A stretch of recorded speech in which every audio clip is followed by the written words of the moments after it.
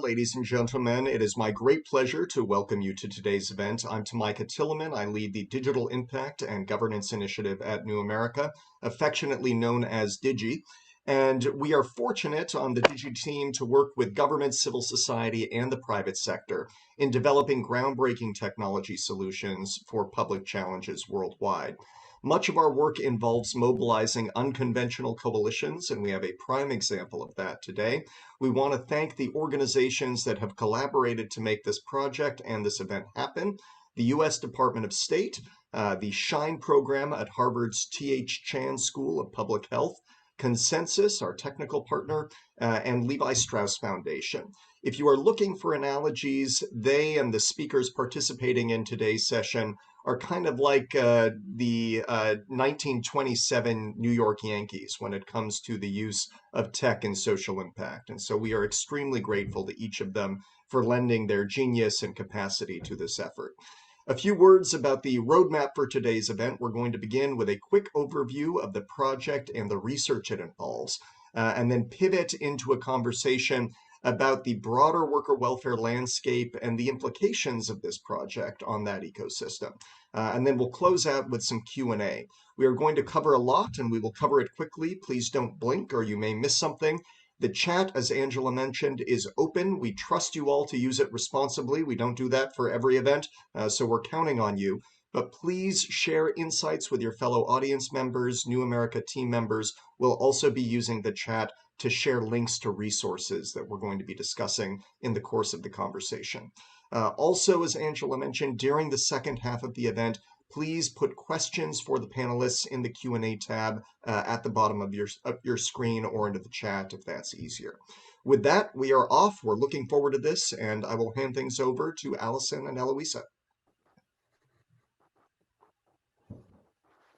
Hi, thank you, Tamika. Eloisa, do you want to get the slides up? Great. So I want to take a moment to thank Tamika for introing us. And I'm Allison Price. I'm with New America, and I'm the project manager for this work. First things first, the big picture, the why. Why did we connect a factory worker health and well-being survey to blockchain? And the simple answer is trust. You're going to hear us keep coming back to building trust in all aspects of this work throughout our webinar today. But the mission here is to empower more productive, well-run factories with healthier and happier workers. Next slide, please. Let's level set. According to the World Health Organization, over 50% of workers in many countries have no social protection and are subject to lax enforcement of occupational health and safety standards. For this work, we worked with 3 key stakeholders, and we are focused on, for this use case, we have factory workers. This group may wrestle with mistrust and job insecurity. Many workers are not able to safely report challenges without fear of reprisal. We're also working with the brands, factories, or CSR initiatives, and they have a hard time piecing together the full puzzle without a workforce-wide view. Audits often yield an incomplete picture for decision-making. And finally, we have the surveyors or the researchers. They're independent outsiders in the system, and they may have to sacrifice good data for privacy, which ultimately undermines efforts to develop responsive interventions. Together, we collaborated to research, design, and deploy a system to disrupt the status quo, allowing for stakeholders to better advocate for change. Eloisa is going to jump in here and explain why SHINE at Harvard focuses on tracking well-being, how people experience work, and how to support sustainable organizations. Eloisa? Thank you, Allison. I'm Eloisa. I'm a research manager at SHINE and also responsible for managing this initiative from the research side. So I'll explain a little bit our approach to well-being to help clarify why blockchain is so vital in moving our research in public health forward. So the way we currently measure impacts, not just in the garment industry, but in across all industry is incomplete and many times late and inaccurate.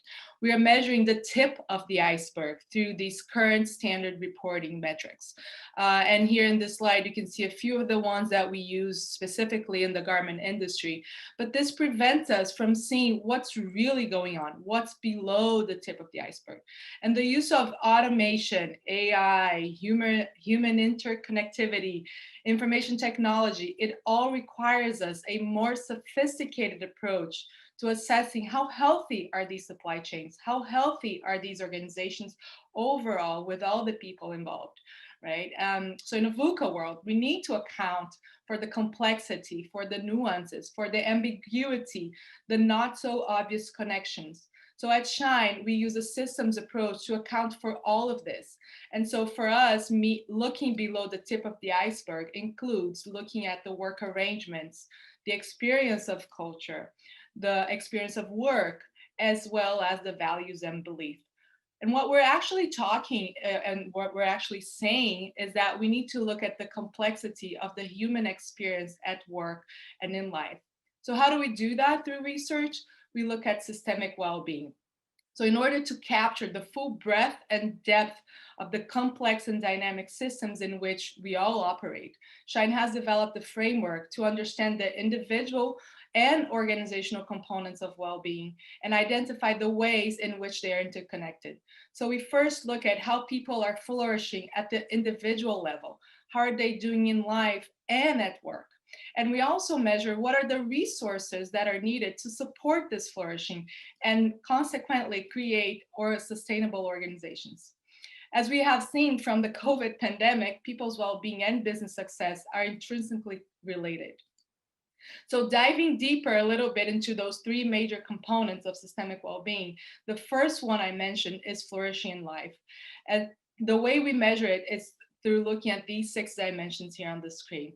So it's not just physical and mental health, but it's also character and virtue, it's social connection, it's happiness and life satisfaction, it's financial well-being, and it is also meaning and purpose. We also measure the flourishing at work dimension through several metrics that you can see here. And lastly, as I mentioned before, we measure those regenerative resources that will leverage human flourishing. I won't go into all these aspects here, but what we're actually measuring here is the psychological, the social, and the physical aspect of work. And then we connect all the dots to allow us to see the full picture of all those things we need to measure to account for those nuances I mentioned before and the complexity of our own human experience. So I just want to call out here on the caring culture piece, which is usually invisible to all of us, but it's also commonly the component in our research that is strongly contributing to engagement, to performance, and to well-being overall. And caring culture in our definition here involves treating people with respect, with trust, and with fairness. So why having a systemic approach helps? Well, through more sophisticated analysis than the common compliance metrics allows for the innovative insights. We're looking at the feedback loops, at the relationships, at those weak signals. And secondly, having data directly from workers through the trust process that we establish gives us a better sense of the reality. And lastly, it allows for regenerative action. It's not just about decreasing footprints, but it's about making the experience of work better.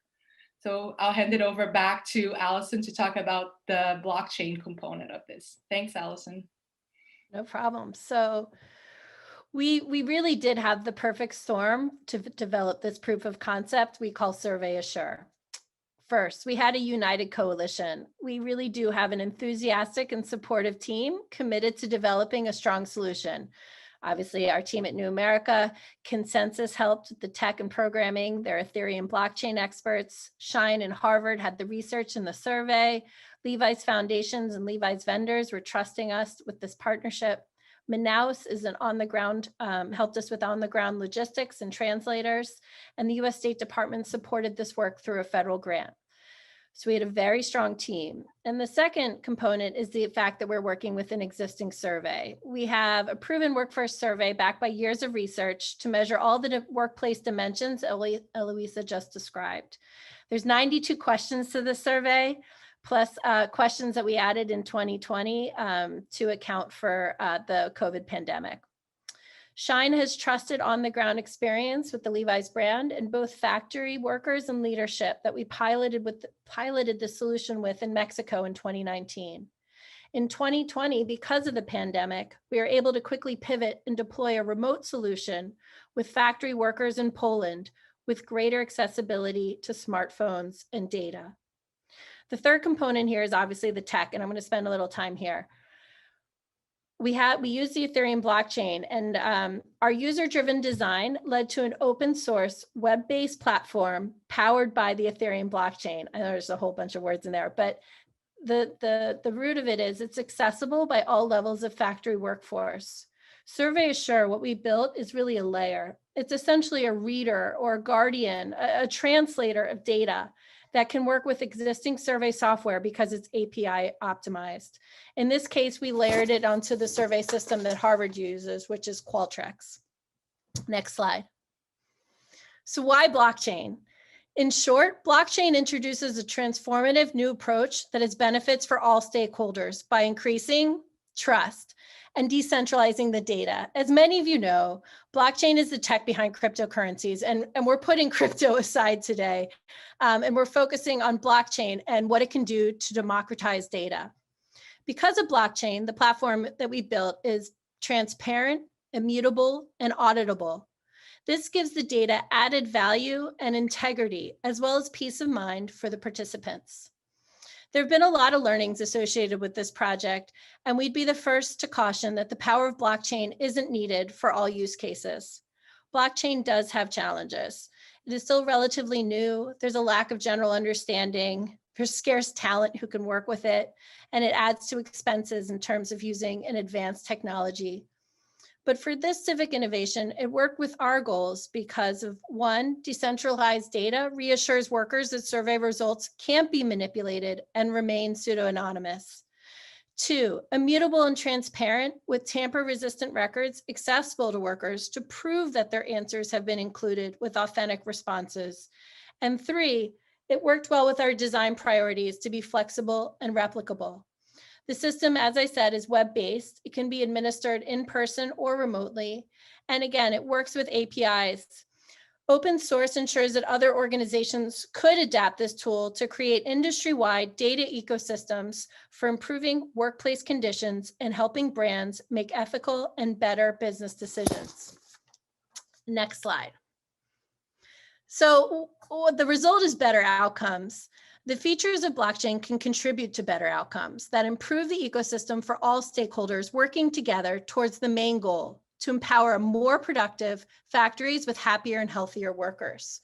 We aren't the first civic use case using the features of blockchain to improve the human condition. There are many other pilots around the world tracking sustainable resources or fair trade origination, for example.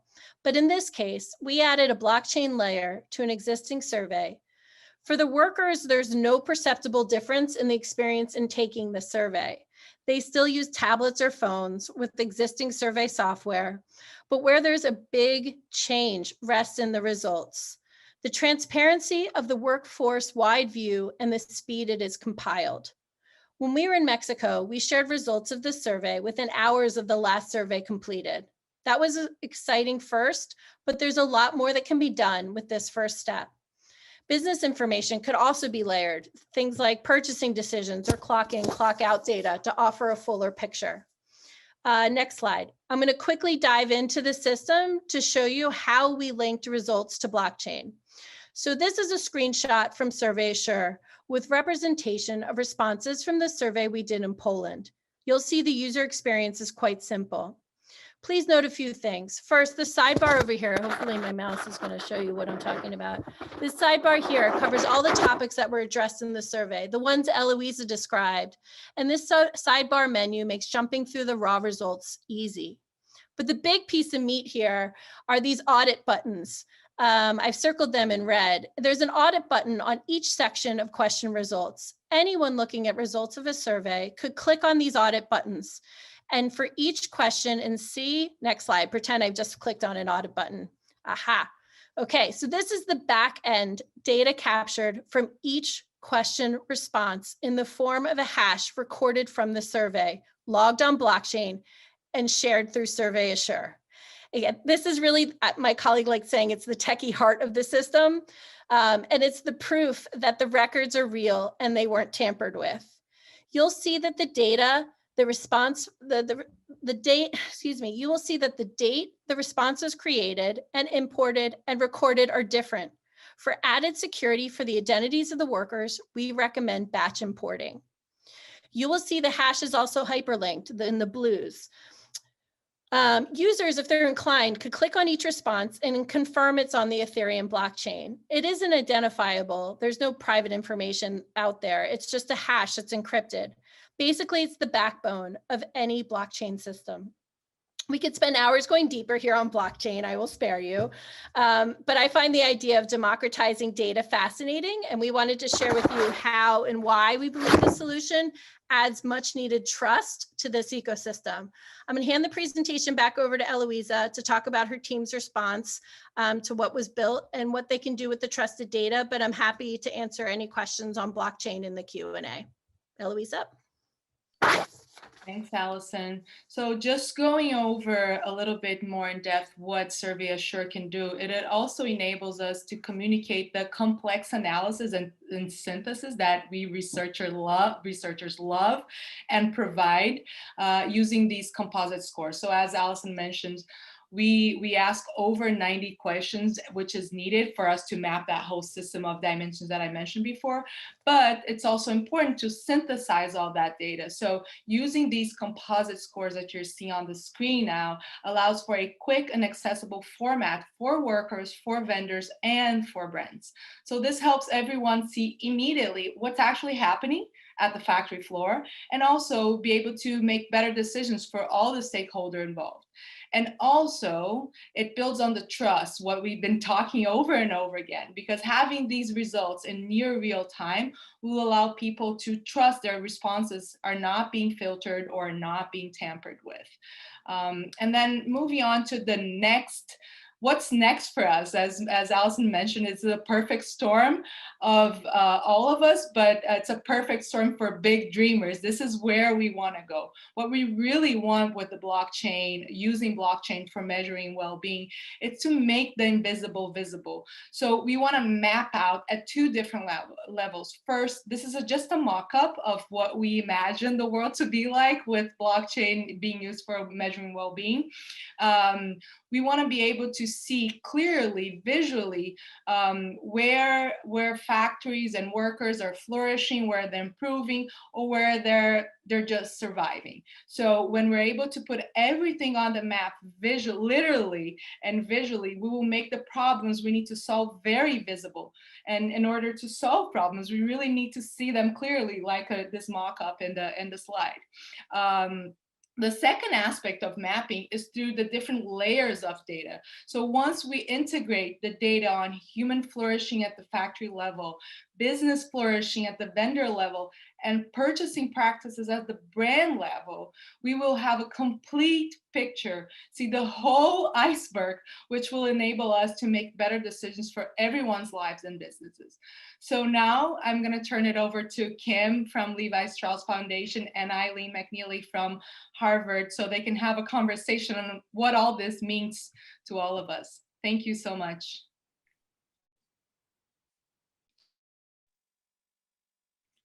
Thank you, Eloisa. I'm really looking forward to having a time to reflect with Kim. I'm Eileen McNeely. I'm the director of Shine at Harvard, and Kim is at the Levi Strauss Foundation, and she is also the worker well-being champion, I call her, because she has not only brought the opportunity to pilot in Levi's supply chain, but brought on other collaborative brands as well, Target, Eileen Fisher. So we really have the possibility to see different places, different products, and see how this really works in real time. So thank you, Kim. I'm looking forward to thinking about when we started on this journey, 2017, to try and impact worker well-being. I was very excited as a public health researcher, because the apparel supply chain, we had been measuring well-being in all kinds of settings, but I was really excited about the apparel supply chain because we are talking about vulnerable regions of the world and vulnerable populations. So from a public health point of view, I was very excited. Thinking back to those early days, what were you thinking about measuring well-being in the supply chain? Thank you, Eileen, and thank you, everyone. It's wonderful to be here. And I'll be the first to say that I am no tech expert and I am not a blockchain expert. But really the potential for me was to see and to examine and to innovate on new ways to measure. So that really was what drew me to this collaboration. And I have to also acknowledge Eileen's persistence in this. I think you say 2017, but I think we go back further than that. And certainly Eileen's emails thinking about blockchain and encouraging me to also think about blockchain as a potential tool that we could leverage for our joint efforts go way back further than that. So by the time 2017 rolled around, I think I was warming up to the idea of really looking at blockchain as a potential innovative solution for some of our work. So in terms of, why Levi Strauss Foundation is investing in worker well-being and why this area and topic is of interest to me personally, we made a commitment back in 2011 as a company and as a foundation to invest in the health and well-being of apparel workers making our products. Now, at the time, we had the best of intentions, but I think we had a very, very superficial understanding of what well-being is and honestly how it manifests in the workplace. And after several years piloting programs in partnership with our supply chain, we realized that we needed to deepen our understanding and understand the impact that we could have in the workplace. And those efforts drew me to Shine and the work that Eileen and her team are driving at Harvard, to deepen our understanding of what the drivers for well-being at the workplace are. And that partnership has been ongoing really for the past 5 years. And I would say we're in a continuous state of learning.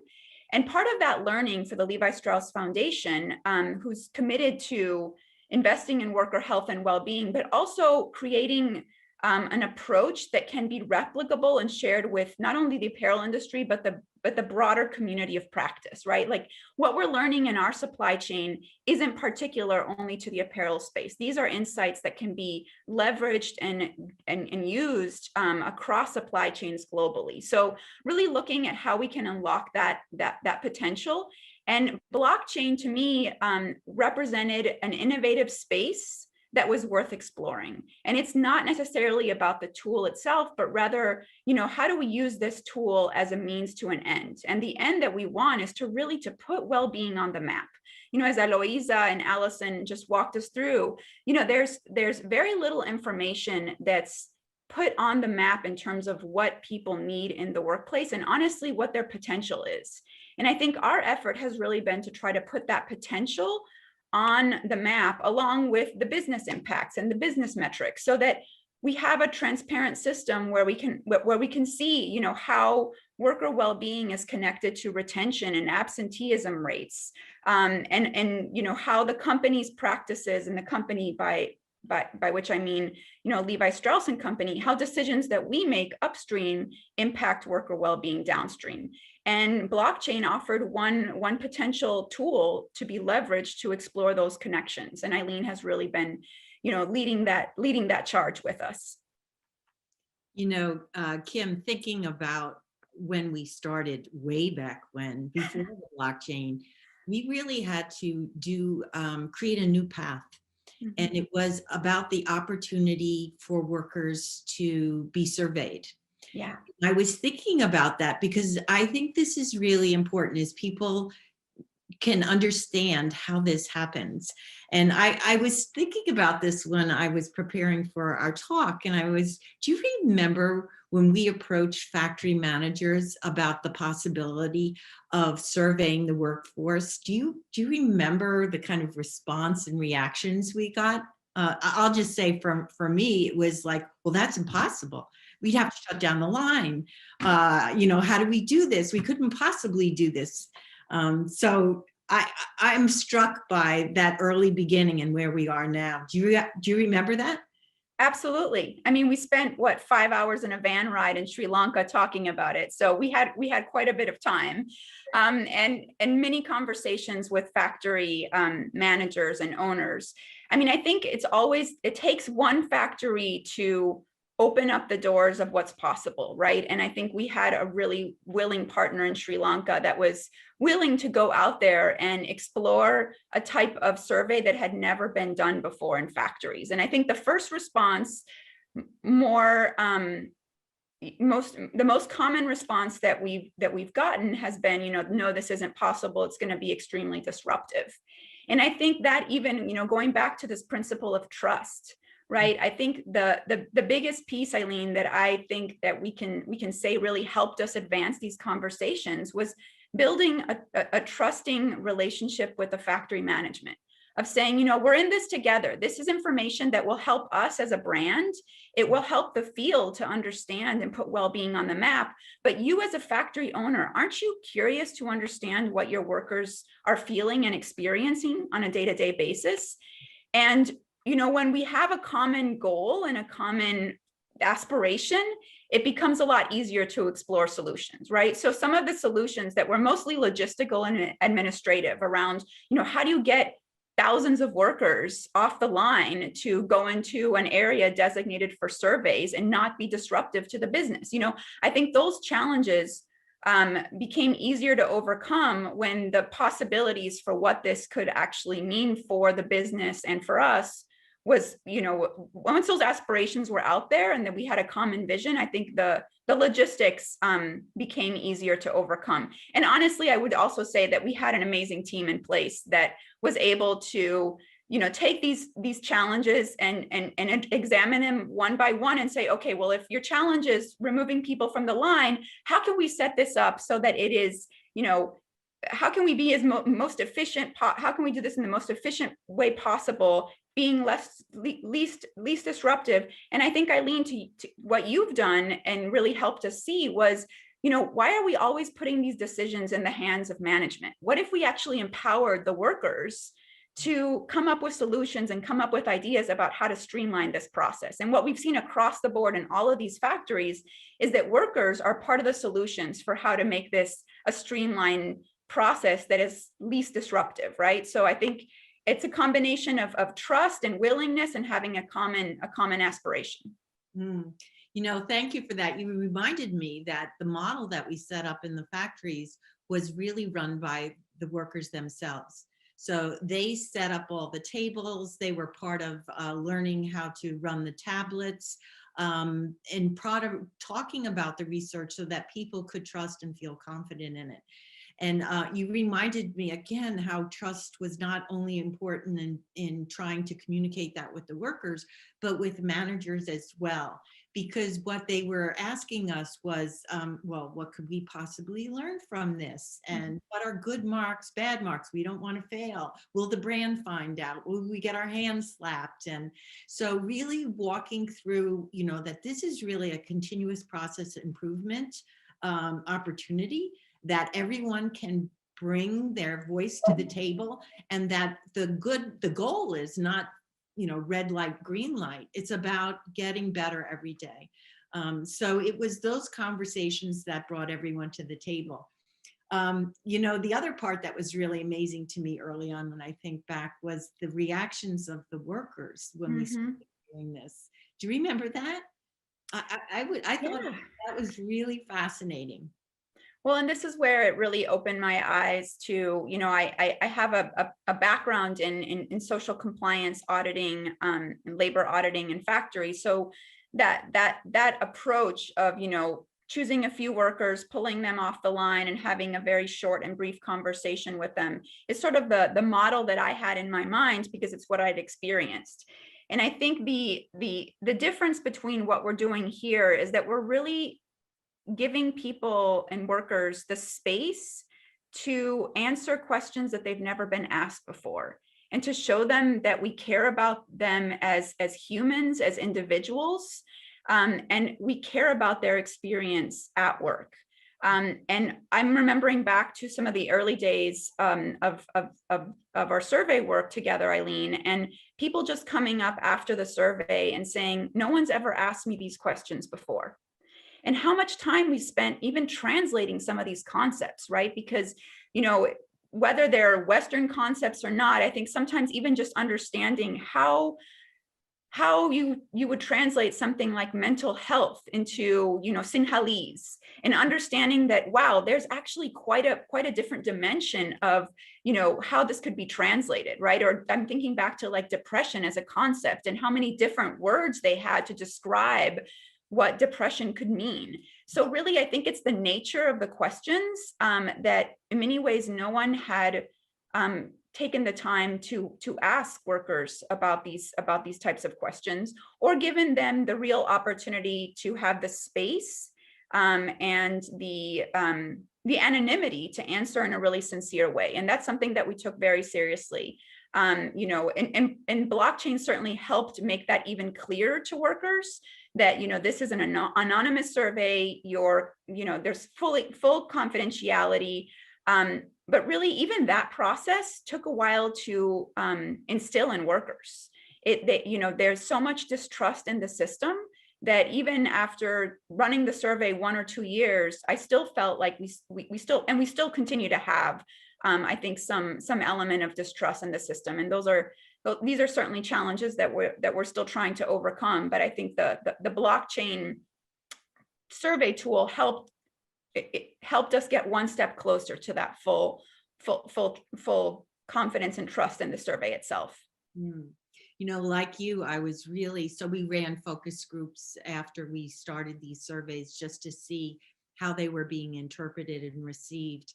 And it was really striking to hear comments like, I feel cared for. Nobody asked me those questions ever before. And sometimes we got responses that people even didn't share some of the information with their own family.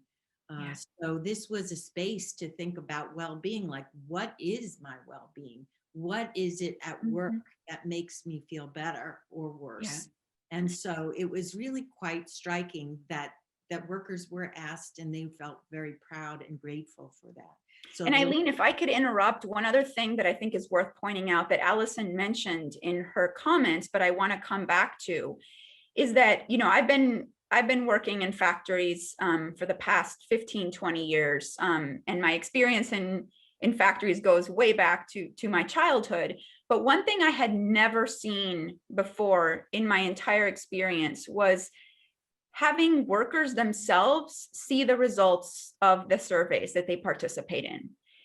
You know, we're really good as brands at asking information of people, but we're very, very, very poor at actually circling back and telling people that shared their personal information with us what that actually means and what we're going to do about it. And I think that, you know, through the work with Eileen and the Shine team, we've really, really learned the importance of circling back and saying, this is what we heard from you, and here's what we're going to be doing about it, right? And this is the art of translating the research findings into actionable steps for our factories and our supply chain, which is something that I spend a lot of my time working on.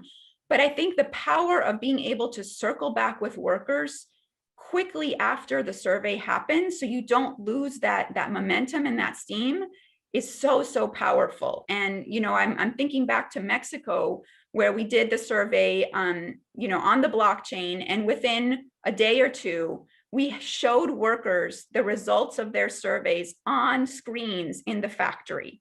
And just the power of seeing workers congregating around these screens and looking at the results and pointing at the results and talking amongst themselves about what that meant is so powerful. And I think for factories, even to have that trust with management, to say, you know, that management feels comfortable sharing that information back with workers in a way that's very open and transparent, of saying, hey, we heard some pretty bad stuff here, right? Like there's some issues that came up here that we as management would not necessarily want all workers to know about, but we believe in the transparency and the trust in the system, and we're going to put it out there. So I think that's really powerful. And even taking that one step forward, and I think probably you'll get there, Eileen, but just thinking about the power of showing information transparently with workers, with management, with brands, but I think in the future, even thinking about consumers, right? Like if consumers could have this information, what types of decisions would they be making? Because even when we're looking at putting things on the map, right now we're stopping at the brand level. But what does it really look like to share this information transparently and openly with consumers of these brands, so they understand, the experiences of people making their products and also the impacts that their purchases can have on people's lives. So sorry to interrupt you, Eileen, but I just wanted to put that out there. Actually, you went to my final question, which is, what is the moonshot for this blockchain technology? And I think really having that end-to-end insight about the experience of people across the value chain, just like we already have for the planet side. Mm-hmm. We know, how much energy is consumed in making a product, in shipping a product, in wearing a product, and all of those things, and discarding. And so we track all of that material flows, mm-hmm. not the people. And this is really an innovation whose time has come. And I think that for me, the biggest learning has been this, how do you build trust and transparency? And it was really cool to see, in the beginning, managers kind of holding on to information and say, will I be punished? Can I, maybe we shouldn't share this or that, to fully sharing. And then when it went on the blockchain, sharing it in real time. Management learned at the same time that the workers did. That was a first ever. And I have never seen that in any workplace, in a corporate office here in the United States. It was really amazing. And with that, it kind of normalized this process. It was building trust and inclusivity so that everybody's voice counted. We developed conventions about the metrics, what we call things, how they're interpreted. We provided an analytical model to develop priorities about what the work impacts are on people's well-being. And we shifted the conversation from avoiding harms or risks or doing just enough to improving people's lives and the business, and tweaking that every day so that we're getting better and better at enhancing it. So I thought that for me, this was something to see the evolution of it, that when we got to blockchain was amazing because it was unfiltered and the trust was so well built by then. So I really, really thought it was a great chance to see that. And I like the moonshot of having everybody see it, consumers, investors, people in the corporate office could see what happens on the factory floors and vice versa. It would be really cool for having that visibility on something, an immutable ledger like blockchain, and that we could have the world map where we could look at not only the regions where the supply chains are strong, but we can add other data around from public health. I would like to see that good jobs and healthy workers means healthy communities in the developing regions of the world. It would be amazing. So I want to thank you again for the opportunity to really play this out. It's been a learning process for me, and I'm just thrilled to be working with you in your leadership. Thank you. Well, thank you, Eileen. And if I can just add one more comment before we open it up to Q&A. I think for me, this pilot prototype work is really just, to go back to the example that Eloisa used before, it's really just the tip of the iceberg, right? Like we've seen the power of using blockchain technology for capturing worker well-being impacts and metrics, but we only really scratch the surface for what's possible there. And I think that's really the opportunity that is in front of us now, is to say, we've learned that this works, but how can we take this further? I mean, from from where I sit within, a foundation in a company, I think of the power of being able to add additional sources of information onto the system, right? Right now, all we did was capture worker well-being outcomes on this blockchain technology. And I know I'm not using the fancy techie words that Allison described, but from where I sit, that's the way I look at it. We added one input of data.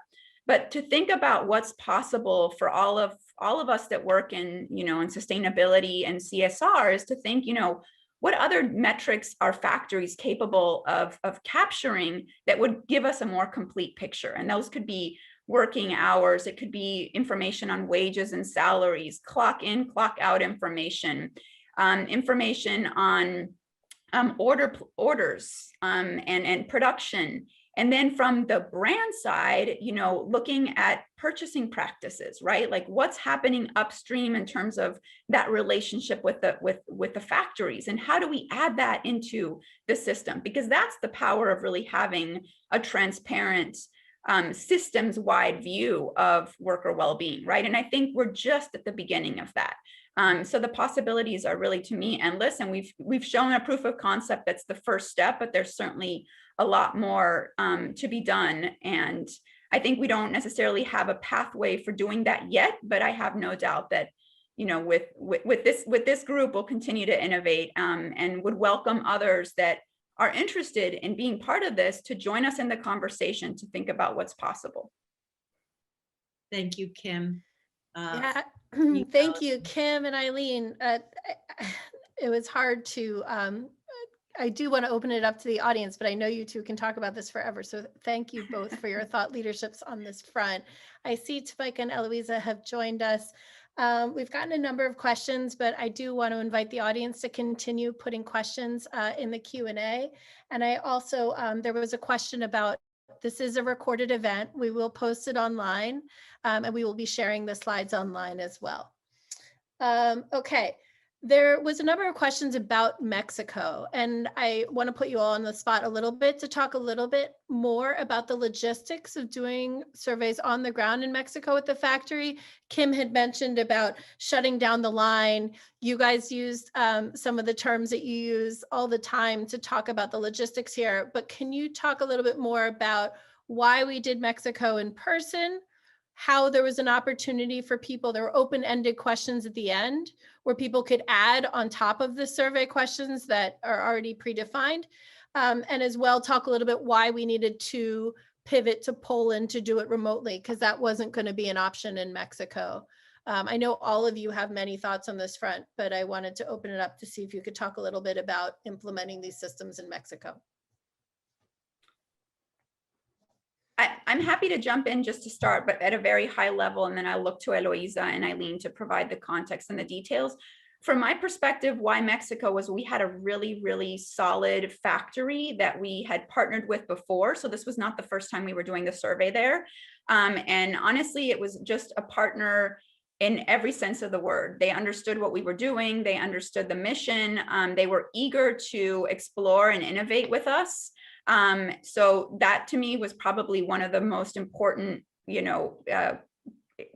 qualifications for any partner, right? That it's a willing partner that had a proven track record of using the survey and really was willing to think outside of the box and partner with us on this. So from my perspective, that certainly came up high on the list, and some logistical, additional criteria that made us choose Mexico was just proximity to the team, and also language issues, right? We're not many of the people that were on the ground speak Spanish, including myself, so it made it a lot easier to be able to speak with workers and with just the factory teams in a language that most of us speak, as opposed to like Sinhala, which would make it a lot more complicated. And then what else would I add? I think those are the big ones for me that really came to the surface, but Eileen and Eloisa, please chime in from your perspective.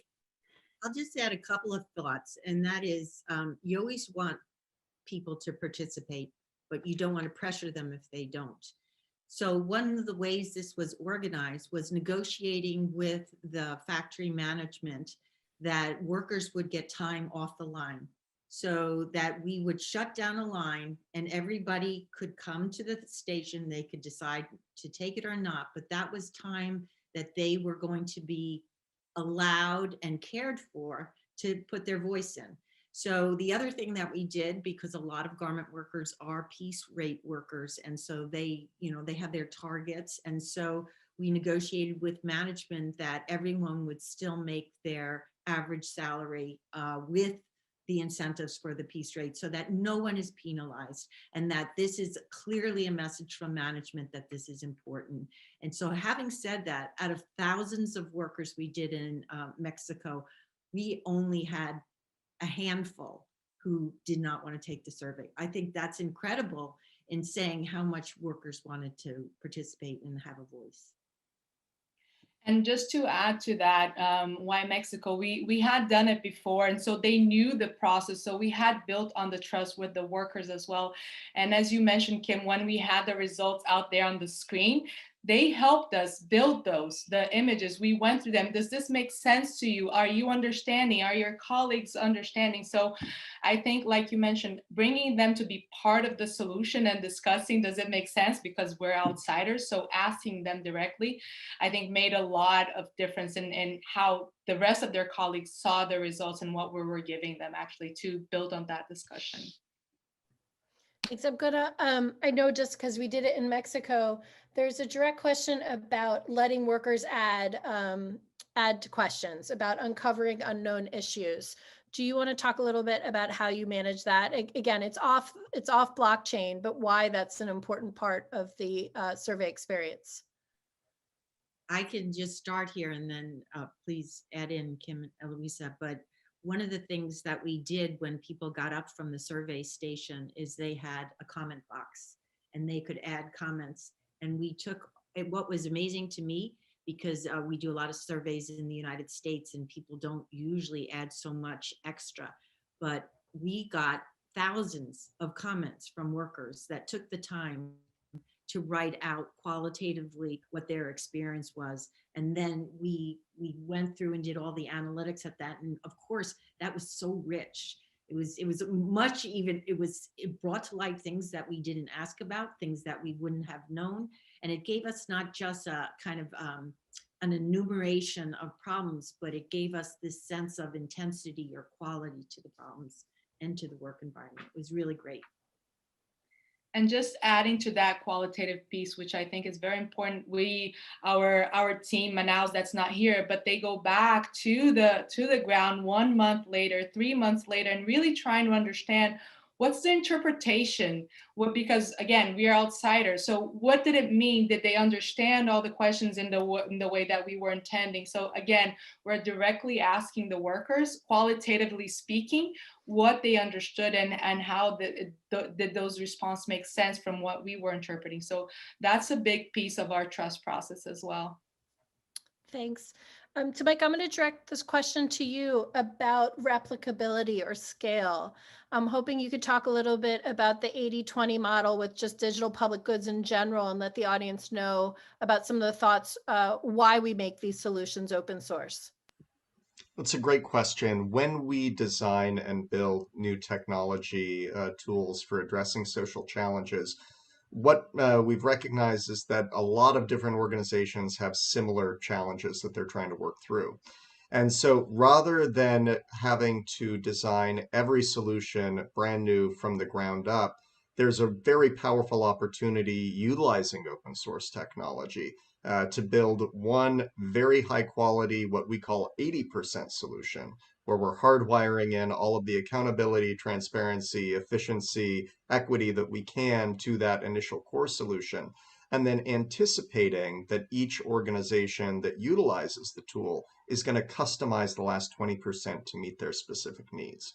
That's something we try to do across the board when we are creating. We certainly try to take that approach in this case. But what it means is that it will be easier for any organization that would like to try and adapt this methodology and the survey tool to meet the needs of workers within their communities, to take what we have developed and just customize a few little things on the end to ensure that it is adapted to the local circumstances that they might encounter on the ground. What you're able to do if you take this approach is deliver a much higher quality solution at a far more achievable point of investment. It's much more affordable for everybody involved if you go this route. We're excited about the potential to scale this solution using that approach and that methodology, and hopefully we'll be able to speak with some of the organizations that are participating in today's meeting after the fact to explore how to do that. Thanks. I'll spare Kim and Eloise and Eileen on weighing in on the tech. Again, perfect storm. We had policy people and tech people. But I wanted to be responsive to another question we got in asking about, is it possible for workers or factories to do this on their own? Do you need a Harvard Shine? Do you need the backing of the Levi's Foundation? Do you folks have ideas about how this could be sustained, not with all of these leaders on this front? So I can chime in here from, from where I sit at the Levi Strauss Foundation. The reason we're doing all of this research and pie in the sky thinking, innovation around solutions is really to create a blueprint for how do we move the needle on well-being in supply chains. I sit within a foundation that's committed to social impact. And in many ways, I think of myself as having a social innovation lab that I get to test ideas out in our supply chain in real time, right? So, and this was exactly that, right? We have an idea around a possible solution. Let's test it out in a supply chain that's willing to allow us to experiment, right? But all of this work is adding to, the blockchain piece, the survey work with Harvard Shine that honestly extends beyond just this blockchain survey. We've heard from 13,000 workers in our supply chain over the last 5 years.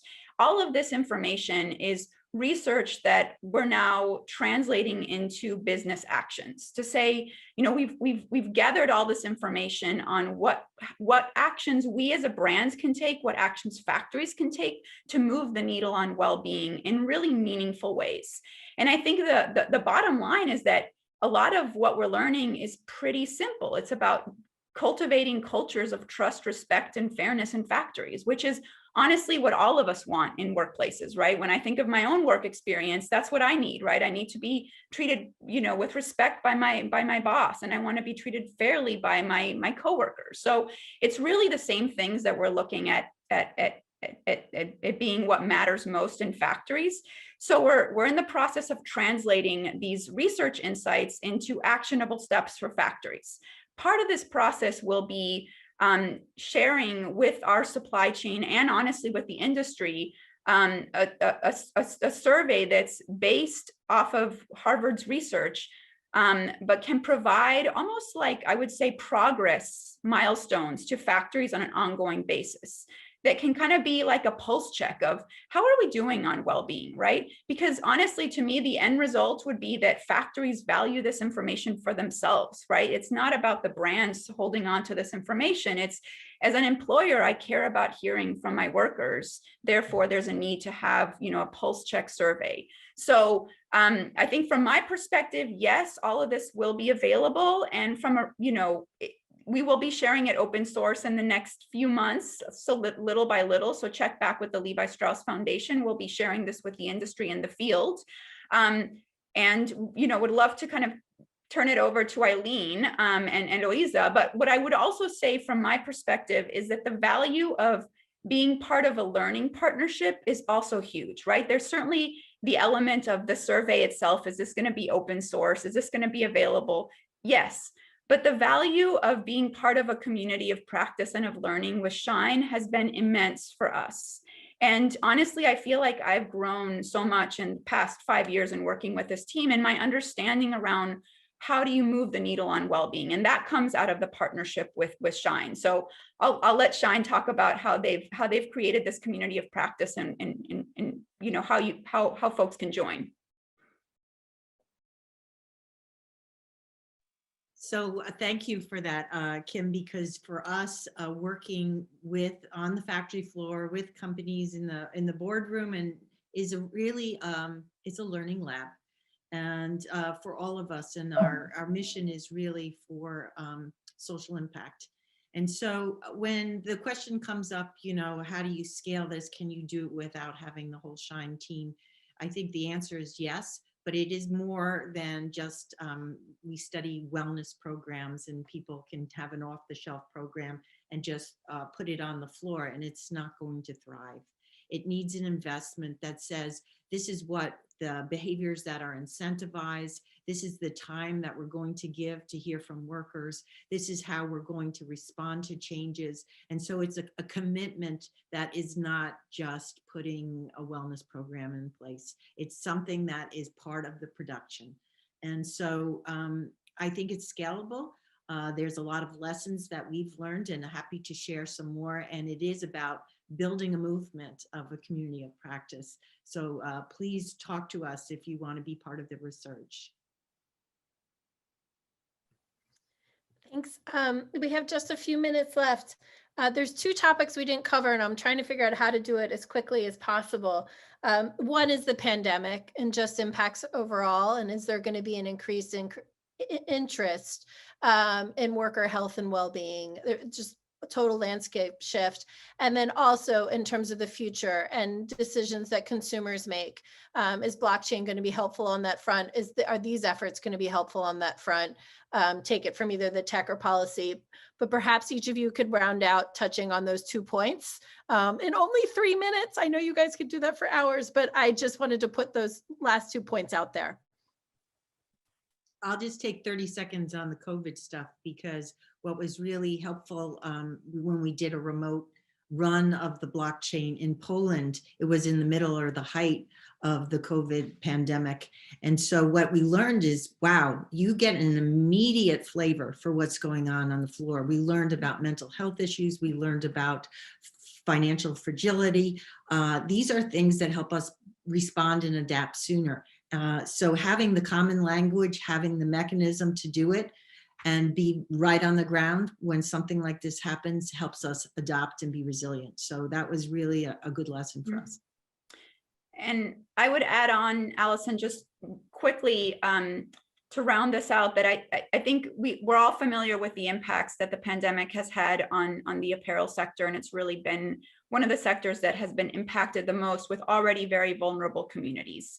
I think for me, the possibilities here, and I'm an optimist at heart, is that this pandemic and the economic crisis has really shown a spotlight on issues that this community has known about for a long time, but it's been hard to get folks invested in why well-being matters. And if the pandemic has taught us anything, is that these connections between well-being and business resiliency are intricately tied. There are through lines there that perhaps weren't visible, but are very, very important. So I think that in many ways, if there is, I don't even like the phrase silver lining, but if there is a silver lining here, is that there's an urgency around making these connections even clearer that perhaps wasn't even here a year or two ago. And I would say that extends even to the brands, right? The connections between how brands, place orders and the impacts that can have downstream on factory conditions and worker well-being. In many ways, those realities have been laid bare during this pandemic. So I think for me, the question is, how do we use this moment to really create that urgency and build on that urgency and continue this work? And just to add a final thought to that, is also measuring, now that we're again changing, going back to the workplace, what does that even mean, this new workplace that we're going back to?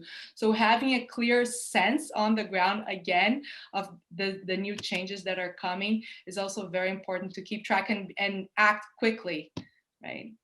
Thanks. Tamika, do you want to wrap it up? Sorry, we're running out of time. Well, such a privilege to be here with everyone. This is the end of our program, but it is the beginning of the work on these issues. And it's been such a extraordinary opportunity to collaborate with all of the organizations. that have taken part in this work. We've been encouraged as we've been having this conversation to hear from participants that they would like to use this system in their countries and with their factories, which is exactly what we would hope would occur as a consequence of this type of event. Please follow up with Allison, follow up with the amazing speakers that we've all heard from. And if you weren't paying attention to these challenges prior to the pandemic, you must be paying attention to them now. I think that is clear, and it provides I think, really critical call to action for all of us to get serious in addressing these issues around the world. Thank you, and to be continued.